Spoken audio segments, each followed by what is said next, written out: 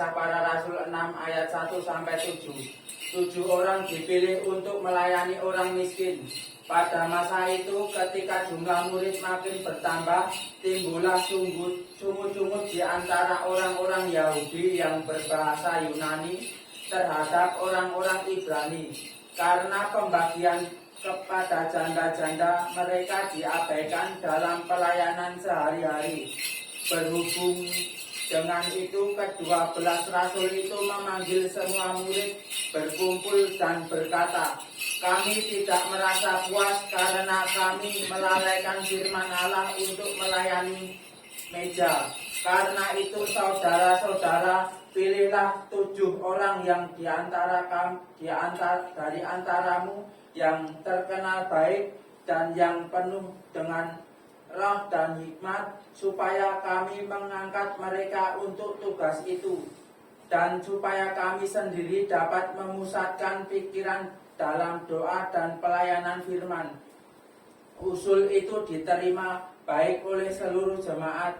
Lalu mereka memilih Stefanus, seorang yang penuh iman dan Roh Kudus, dan Filipus, Prokorus, Nikanor, Timon, Parmenas, dan Nikolaus, seorang penganut agama Yahudi dari Antioquia. Mereka itu dihadapkan kepada rasul-rasul, lalu rasul-rasul itu pun berdoa dan meletakkan tangan di atas mereka. Firman Allah makin tersebar dan jumlah murid di Yerusalem makin bertambah banyak. Juga sejumlah besar imam menyerahkan diri dan percaya. Haleluya, haleluya,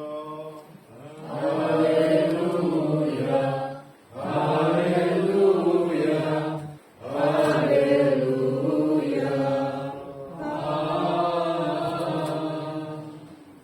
Hikmat tegak bangkitlah, mari kita mendengar Injil suci. Damai sejahtera bagi semua. Dan bagi rohmu juga. Yang berada di Injil Markus pasal 15 ayat 43 dilanjut sampai pasal 16.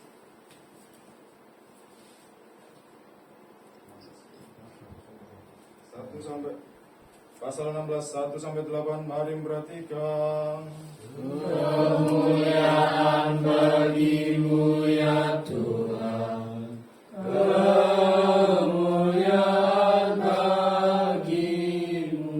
Karena itu Yusuf orang Arimatea, seorang anggota majelis besar yang terkemuka, yang juga menanti-nantikan kerajaan Allah, memberanikan diri menghadap Pilatus dan meminta mayat Yesus. Pilatus heran waktu ia mendengar bahwa Yesus sudah mati.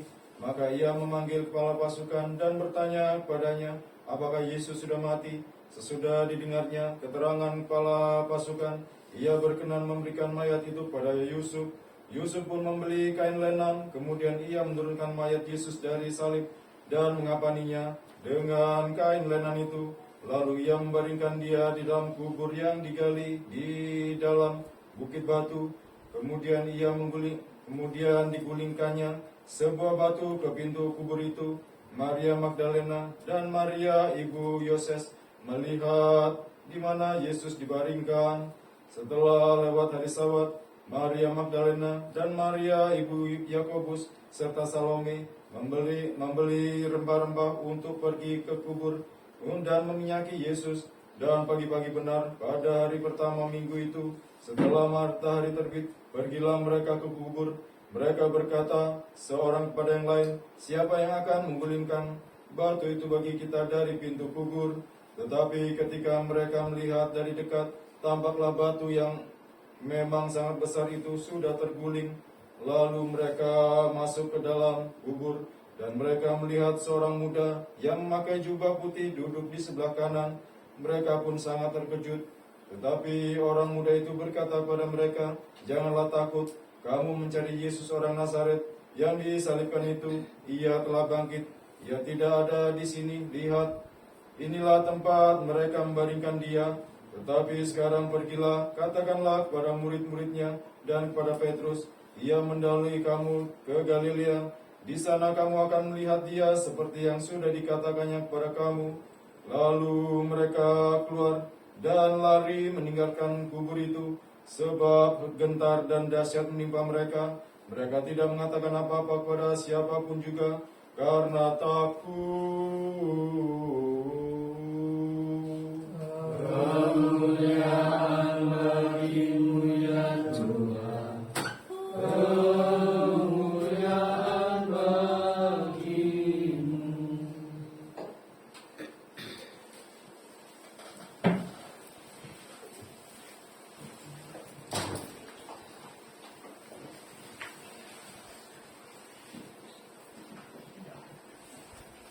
Saudara-saudara yang kasih di dalam nama Tuhan Yesus Kristus, Salam Malahem Bishem Amasya.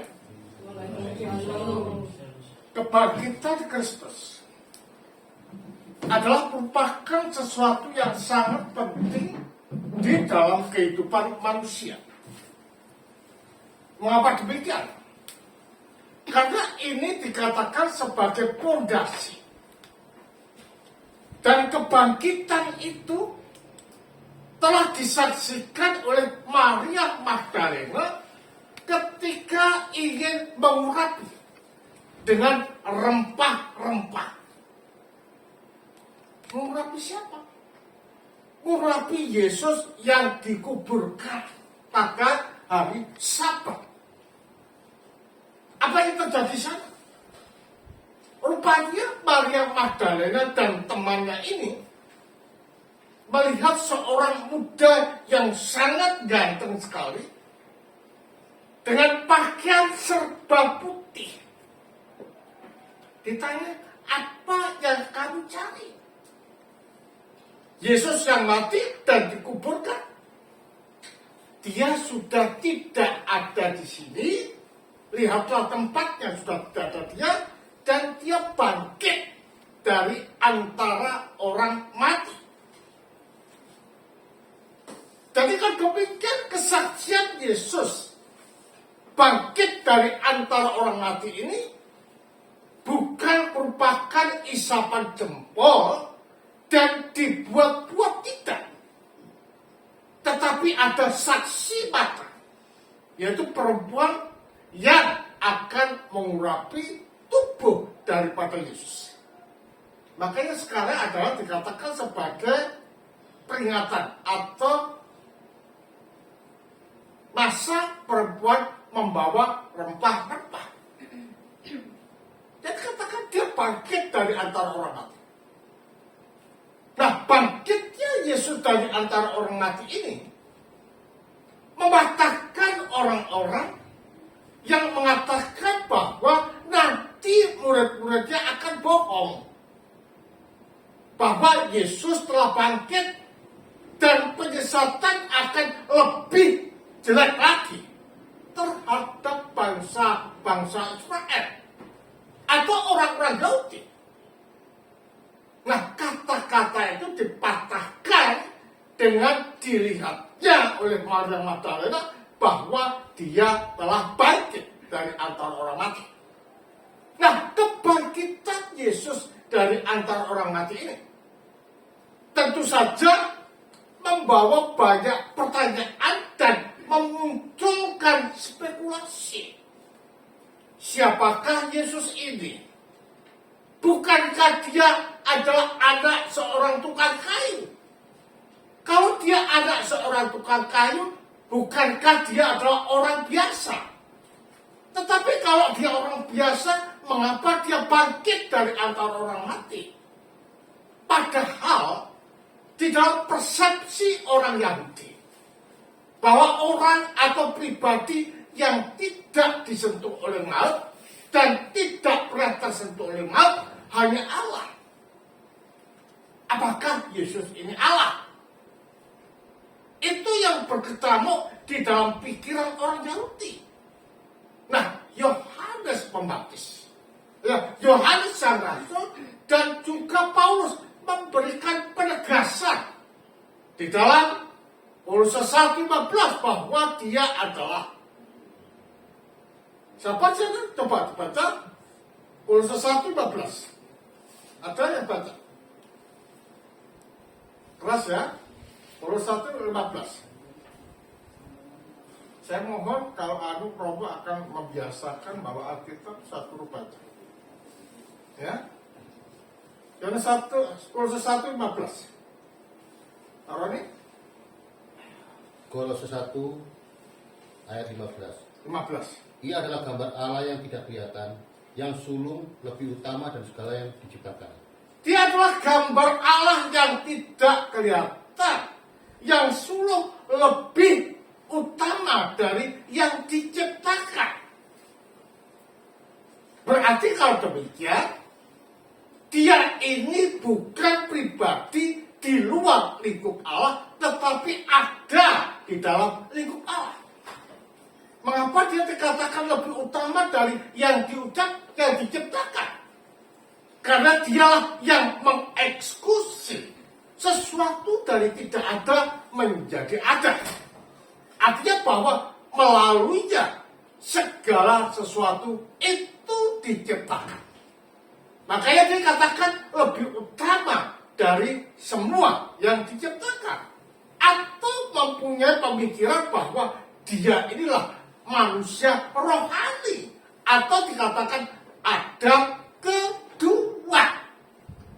Jadi kalau demikian, firman itu Yesus ini bukan sekedar manusia, meskipun dia manusia sepenuhnya, tetapi kemanusiaan Yesus ini adalah kemanusiaan yang adalah jelmaan daripada firman yang dari kekal sampai kekal ada di dalam diri Allah. Juga dikatakan di dalam Ibrani 1:3 bahwa dia adalah cahaya kemuliaan Allah. Ya, cahaya kemuliaan Allah. Artinya apa? Artinya bahwa dia adalah pantulan atau cermin dari apa yang ada di dalam Allah.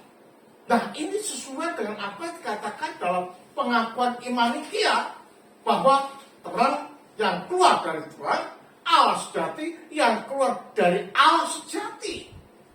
Mengapa demikian?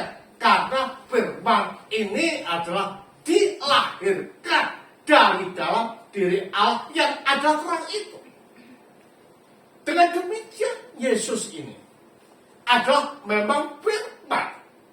Nah, pernyataan seperti ini ketika Yesus menjadi manusia, ada yang tanya.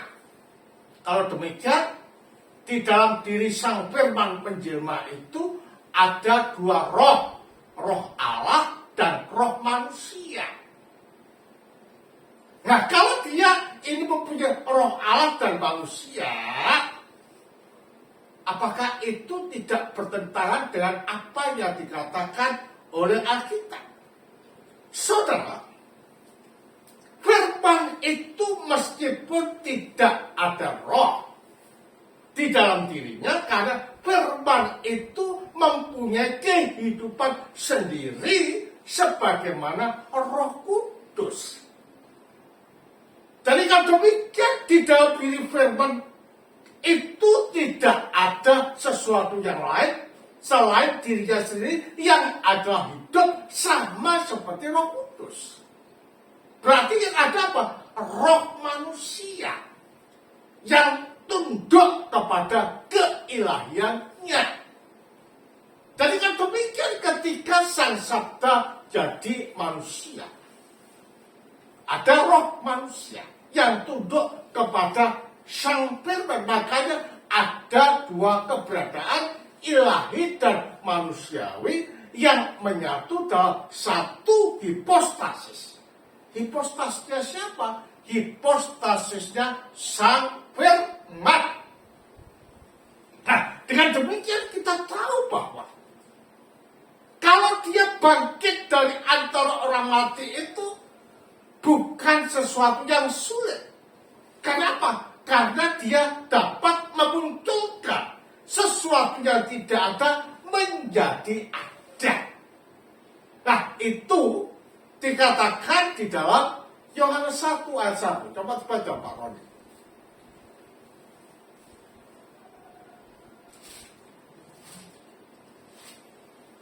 Yohanes 1 ayat 1. mulanya adalah firman, firman itu bersama-sama dengan Allah, dan firman itu adalah Allah. Pada mulanya ada firman, firman itu bersama-sama dengan Allah, dan firman itu Allah. Nah, kata-kata yang di sini in architon logon, proston theon ini sering disalahartikan oleh banyak orang. Allah adalah firman, firman adalah Allah. Tidak seperti itu. Allah ya Allah, firman ya firman. Mengapa dikatakan bahwa firman itu Allah? Karena firman itu sehakikat, seesensi dengan Allah. Karena apa? Karena firman itu tinggal di dalam Allah dari kekal sampai kekal. Coba dilihat di dalam Yohanes 8 ayat 42.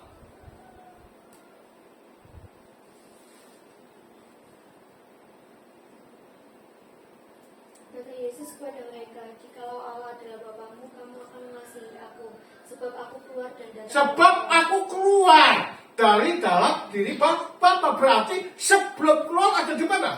Ada di dalam Bapa. Nah, dari sini kita dapat melihat bahwa Allah itu adalah roh. Berarti firman yang ada di dalam diri Bapa itu roh atau ada jasad? Juga roh. Nah, karena yang dimana dia tinggal dalam roh, maka firman itu adalah roh. Nah, dengan demikian kita tahu bahwa tidak ada seorang pun yang mengerti keberadaan firman dalam wujud hakikinya. Sebagaimana manusia juga tidak dapat mengerti Bapa dalam wujud hakikinya. Nah, manusia itu dapat mengerti Allah, ya, mengerti firman ketika dia menjelma menjadi manusia.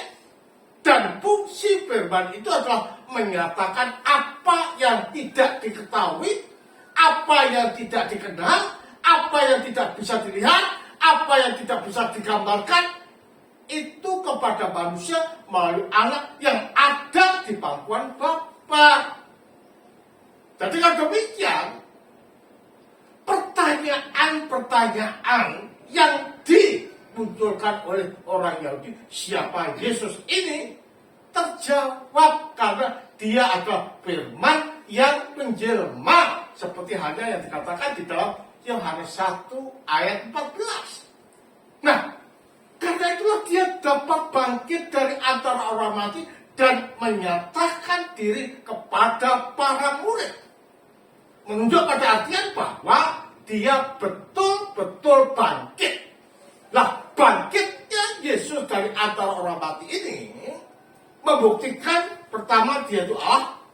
Yang kedua membuktikan bahwa setan, neraka, dan iblis telah dikalahkan, telah dicungkir balik, dan telah diinjak-injak di bawah kakinya yang penuh kuasa itu.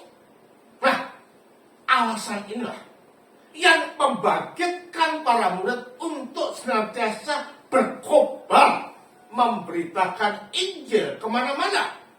Landasannya adalah Kristus telah bangkit, Kristus anesti, dan semua orang mengatakan Kristus telah bangkit. Sungguh dia telah bangkit. Nah, kebangkitan Kristus inilah yang mendorong manusia mempunyai keyakinan bahwa kalau Kristus tidak bangkit dari antara orang mati, maka sia-sialah iman kepercayaan kita. Karena bangkitnya Yesus ini adalah sebagai jaminan atas kita bahwa kita pun akan dibangkitkan. Kita pun akan mengalami hal yang sama seperti apa yang terjadi pada diri Kristus yang bangkit dari antara orang mati. Atas semangat yang menggebu-gebu inilah, maka gereja itu bertumbuh kembang di mana-mana. Bahkan para rasul ini kewalahan di dalam melayani meja, maka dipilihlah 7 deacon untuk melayani. Membuktikan bahwa roh Allah bekerja. Banyak jiwa dimenangkan, banyak jiwa dibawa ke dalam gereja, banyak jiwa dibawa di dalam pangkuan Sang Khalik yang Maha Kuasa itu. Dan biar semangat ini, semangat kebangkitan Kristus ini menjadi semangat kita. Jangan pernah kita berhenti untuk membuka suara kita. Jangan kita pernah berhenti untuk tidak melangkah. Tetapi tetaplah melangkah. Karena kita tahu bahwa keselamatan itu letaknya hanya pada Yesus. Makanya Petrus pernah mengatakan bahwa out of the church there is no what is called salvation. Bahwa di luar gereja tidak ada keselamatan. Lah, kalau demikian apa yang kita lakukan? Maka kita harus keluar untuk merangkul orang-orang luar itu masuk di dalam kandang yang sama, dengan gembala yang sama, dengan aturan yang sama, yaitu gereja. Dengan demikian, sebagaimana mereka diselamatkan, ya kita diselamatkan, mereka juga diselamatkan. Sebagaimana kita diperhatikan, mereka juga diperhatikan. Sebagaimana kita dilindungi, maka mereka dilindungi. Sebagaimana kita diperbarui dan diselamatkan, mereka juga diperbarui dan diselamatkan. Karena itulah geraklah kita. Jangan pernah berhenti untuk memberitakan Injil. Karena di sanalah letak keselamatan dari semua manusia. Kemudian bagi Sang Bapa, Sang Putra, Sang Roh Kudus, sekarang dan selalu tas panjang segala apa. Tuhan memberkati kita semua. Amin.